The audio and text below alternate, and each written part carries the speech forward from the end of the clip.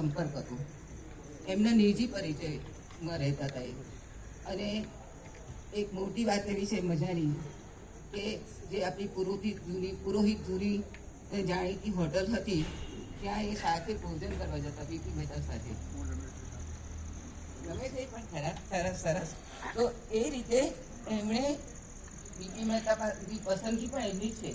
એ એમને કીધું કે એમને ગયા અને એમને પરિચય થયો, એમની સાદગી જોઈ, આયોજન જોયું, એ બધાથી એટલે ખરેખર માણસ પોતે પોતાનાથી જ ઓળખાય છે.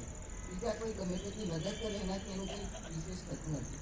તો આ રીતે એમને ખૂબ પ્રગતિ કરી અને મૌલિક અત્યારે જે હજુ કર્મ કરે છે તેનો અર્થ એમની કર્મઠતા, એમની નિષ્ઠા અને પોતાનું નિવૃત્ત જીવન કેવી રીતે સફળ બનાવવું એનો પણ એમણે ખૂબ આગ્રહ રાખ્યો છે કે હજુ સુધી નિવૃત્તિમાં મહોત્સવ કરવા મળે, કોઈ શોખમાં ડૂબી જાય, કોઈ એમ કે હવે બહુ કર્યું, પણ આ એમની જે વિશેષતા છે અને અભિનંદનને પાત્ર છે.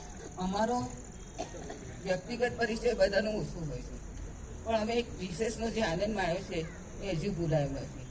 અમે 20 મિનિટની રિસેસમાં સાથે બધા ચા પીએ, જુદી જુદી વાનગીઓનું ઘરેથી આવે, બહારથી મંગાવીએ અને માણી. પણ એની સાથે એક આનંદ વિશેષ હતો કે પોલિટિક્સ પર ચર્ચા થાય, સમાજની વાતો થાય, પરિવર્તનની વાતો થાય, કરંટ ટોપિક્સની વાતો થાય, કોઈ વાર અમારી બહેનોની વાનગીની વાત થાય. એમાં આ બંને જણા ખૂબ સરસ રીતે રસ લેતા હતા. એટલે અમે જે સમય એમની સાથે ગાળ્યો છે એ ખૂબ મજાનો હતો. અને તમે બધા જે અત્યારે બધાએ કીધું રમેશભાઈએ કે તમે અમારા જે આટલા વર્ષે તમે એમને યાદ કરો છો. ગયા વર્ષની વર્ષગાંઠ હતી ત્યારે આ બધા મારી ઘેર બધા નહોતા આવ્યા, પણ 5-6 જણા આવીને મને મળી ગયા. મને ખરેખર એ દિવસ કંઈ જુદા પ્રકારની મારા દીકરા ઉજવશે, દીકરીઓ ઉજવશે, પણ એનાથી વિશેષ મને અનુભવ થયેલો કે ખરેખર આપણા અમુક કારણો બહુ યાદ રાખવા જેવા હોય છે. તો આ રીતે એમણે જે કંઈ કર્યું છે એ એમની સિદ્ધિઓ છે, અભિનંદનને પાત્ર છે. અને મારા શાળાના સાતના સ્મરણો પણ બહુ સારા છે. બધા સ્ટાફ મેમ્બર્સ એકબીજાની સાથે બહુ સારી રીતે વર્તા, કોઈ જાતનો ક્યારેય કોઈને ક્લેશ કે માથાકૂટ થઈ નથી.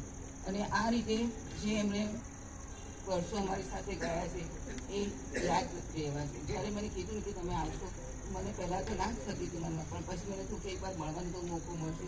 અને એ રીતે હવે હું બાકીનું જીવન તમારું સુંદર રીતે પસાર થાય, તમારી તંદુરસ્તી વધે, તમે શતાયુ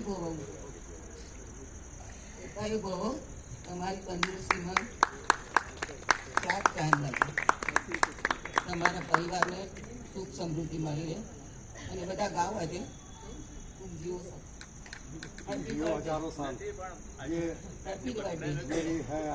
બધા ગાવ હેપી બર્થડે.